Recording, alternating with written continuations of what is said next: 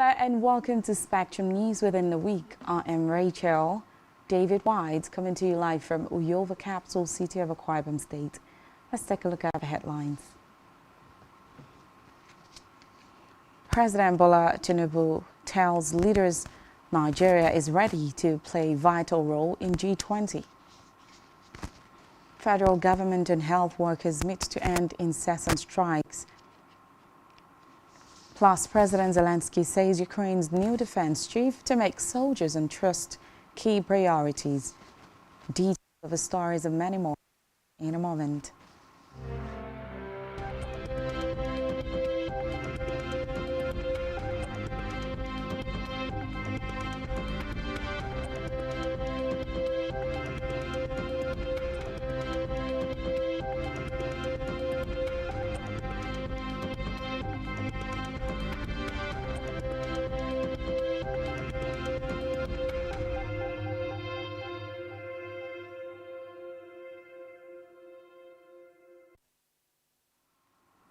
We begin the news within a week with Nigeria's leader, President Bola Tinubu, who is in New Delhi, India.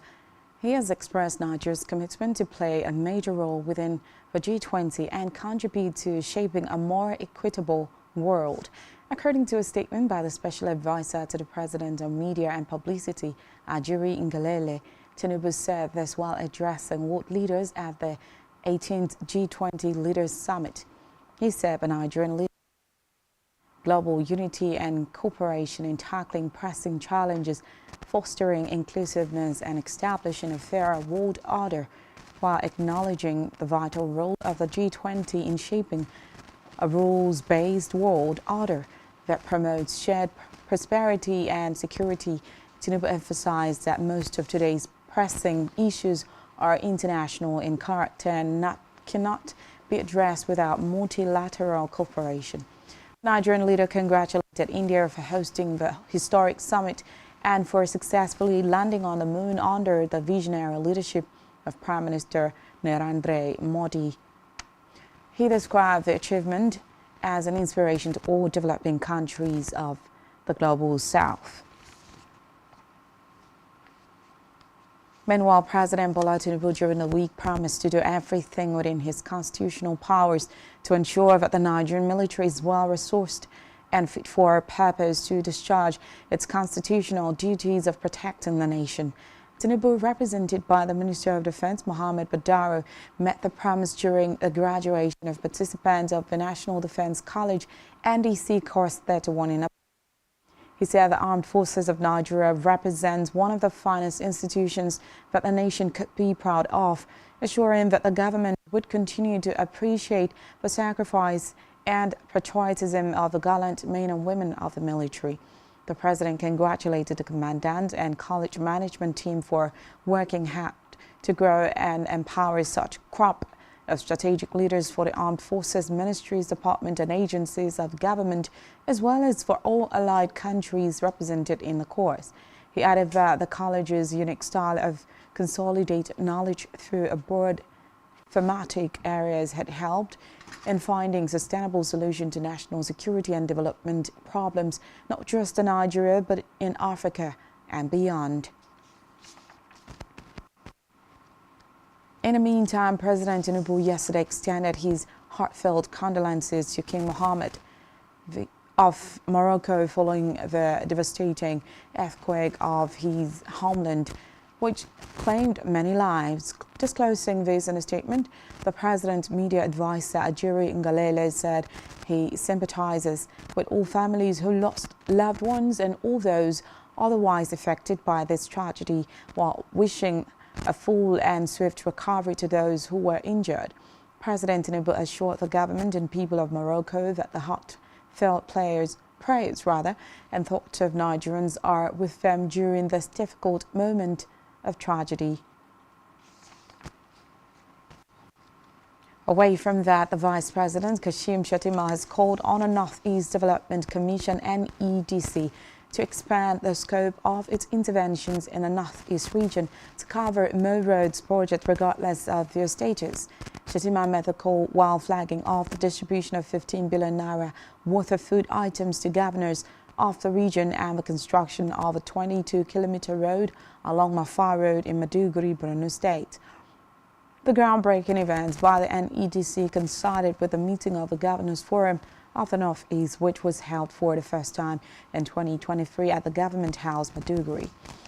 In company with the host governor, Babagana Zulum, and all governors of the region, the Vice President performed the groundbreaking of a 22.5 kilometers road construction, which will link several communities within Jera local government area and some parts of Mafa local government area. In a separate development, the federal government has said that it has met with health associates to end the incessant strike and rancor in the health sector. The Coordinating Minister of Health and Social Welfare, Professor Ali Pate, disclosed at a press briefing on the ministry's agenda for the health sector. According to Professor Pate, human resources is an essential ingredient for producing health and improving the population's health outcomes. She stated that the government would work with all health workers associations to resolve the current disagreement, some of which have been resolved. However, she promises that other issues, including National Salaries, Incomes and Wages Commission and the Civil Services, are in discussions already. She emphasized that building trust among all stakeholders is essential to resolving the remaining issues. The minister also assured that the health sector will be reformed and health security will be prioritized. Meanwhile, the Minister of Humanitarian Affairs and Poverty Alleviation, Dr. Betta Aidu, in the course of the week announced the federal government's ambitious plans to extend the social safety net program to cover 15 million households in Nigeria. The minister stated this during an official visit to Maiduguri, to emphasize that the initiative was not merely a giveaway program, but a strategic effort to empower individuals and families. She emphasized the importance of accountability in government disbursement, stating that any money provided by the government must have criteria attached to it, and recipients will be held responsible for how they utilize government funds. The minister explains that the social register would undergo continuous update through immediate verifications of its beneficiaries to ensure that only deserving individuals remain on the list. In the meantime, the Minister of Humanitarian Affairs and Poverty Alleviation, Betta Aidu, also discussed the federal government's readiness to return refugees and migrants to their various homes and by 2024. She said structures must be put in place to train and reintegrate the internal displaced persons back into their communities. The minister, in a statement by her media aide Rashid Zubair, stated that plans are on the way to establish humanitarian hubs across the 774 local government area as part of measures to reach the poor. In another development, the Minister of the Federal Capital Territory FCT, Nyesom Wike, has debunked recent online media reports claiming plans to invite the Economic and Financial Crimes Commission (EFCC) and the Independent Corrupt Practices and Other Related Offences Commission (ICPC) to investigate the immediate past FCT Minister Mohammed Bello in relation to certain irregularities in the award of contracts and other such matters. The Director of Press in the FCT Ministry in the Office of the Minister, Anthony Ogunleye, in a statement categorically and unequivocally stated that the reports were entirely baseless and without any merit whatsoever. Meanwhile, the Minister of Aviation and Aerospace Development, Festus Keyamo, within a week set up a task force to resolve the challenges facing the relocation of commercial airlines to the new terminal within the shortest possible period. According to a statement released by the Head Press and Public Affairs in the Ministry, Oluseyi Odutayo, the Minister is concerned about the teething problems of relocating the international airlines to the new terminal, which was necessitated by the recent fire outbreak at the old international terminal in Lagos. Recall that during the Minister's inspection of the Lagos airport on Thursday, 31st August 2023, he had given a deadline of October 1st, 2023 for the relocation. However, the management of Federal Airport Authority of Nigeria Fund said it had to fast-track the implementation of this directive in response to the recent fire outbreak, which raised safety concerns and affected passengers' movements. Elsewhere, the Nigerian Safety Investigation Bureau, NSIB, during the week said it has commenced investigation into an incident involving an Embraer ERG-145 with nationality and registration marks 5N BWY belonging to United Nigeria Airlines, according to a statement released by Tunji Oketumbi for the Director of Public Affairs and Consumer Protection. The NSIB said the aircraft, which was en route Lagos from Abuja on landing on runway 18R of Murtala Muhammad International Airport, Ikeja, Lagos, skipped off the runway. The Bureau said there were 51 passengers and 4 crew members on board the aircraft, but there was no injury or fatality. The NSIB is, however, soliciting information from the general public in form of pictures, video, or recording evidences to assist in conducting a comprehensive investigation, stating that it will release a preliminary report soon. The NSIB is a multi-modal investigation agency charged with the mandate to investigate transportation accidents and serious incidents in Nigeria with the aim of identifying the probable causes and prefer safety recommendations that can prevent reoccurrence.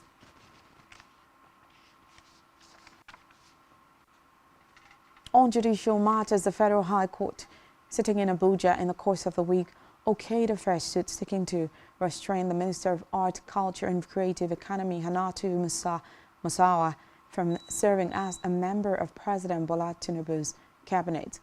The originating summons is seeking to not only declare the seat of the minister as vacant, but to equally bar her from receiving salaries, emolument and other pegs attached to the office. The Incorporated Trustees of African Leadership and Transparency Development Initiative, which initiated the local action before the court, maintained that Musawa, being a serving National Youth Corps member, is not only legally qualified to be appointed as Minister of the Federal Republic of Nigeria.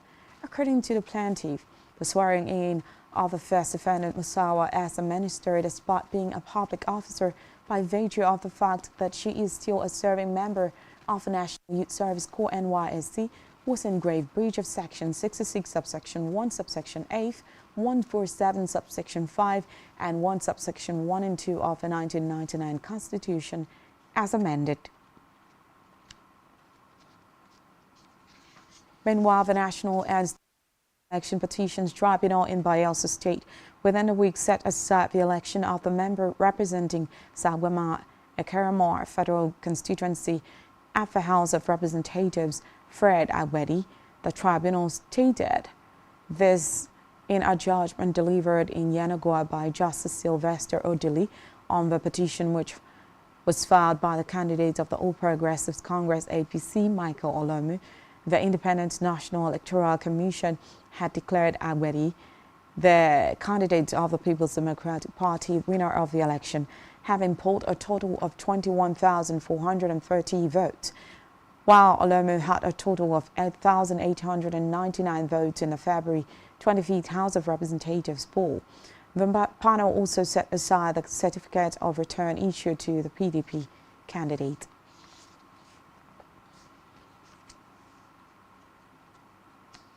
In a related development, the Benue State National Assembly Elections Petition Tribunal, presided over by Justice Orji Zik Ihora, during the week nullified the election of Senator Emmanuel Udende of the All Progressives Congress APC, representing Benue North-East Senatorial District in the National Assembly. Senator Udende was declared winner of the February 25, 2023 National Assembly elections after polling a total of 135,573 votes to defeat Senator Gabriel Suswam of the People's Democratic Party (PDP), who garnered 112,231 votes. Not satisfied with the outcome of the election as announced by the Independent National Electoral Commission (INEC), Senator Suswam approached the tribunal on the ground that the election was marred by overvoting irregularities, alteration and falsification of result. The former governor challenged the result from 474 polling units across 5 local government areas in a senatorial zone, which was made up of 7 local government areas with 1,844 polling units. Reports say during the hearings, Suswam tendered 1,182 exhibits and called 19 witnesses, while Senator Odende called 1 witness and tendered 5 exhibits.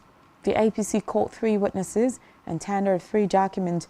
INEC, on the other hand, failed to call any witness, resting its case on the evidence of the orders. In her ruling in a judgment, Justice Zik Ikelha declared that the evidences provided by the petitioner's counsel established